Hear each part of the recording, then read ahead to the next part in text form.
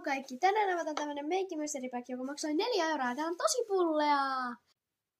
Eli nyt avataan. Ja ensimmäinen tuote. Tää on tämmönen korostuskynä. Nice. Next.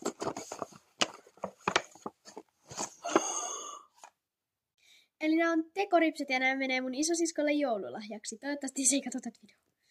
Seuraava. Eli tää on tämmönen avaruusoli ja tämmönen meikkisieni vihreä. Eli tämän mä sain nyt ja ennen mä oon saanut tämmösen. Lip oil. Next. Aika kallis huulipuna, mitä mä oon aina halunnut. Next.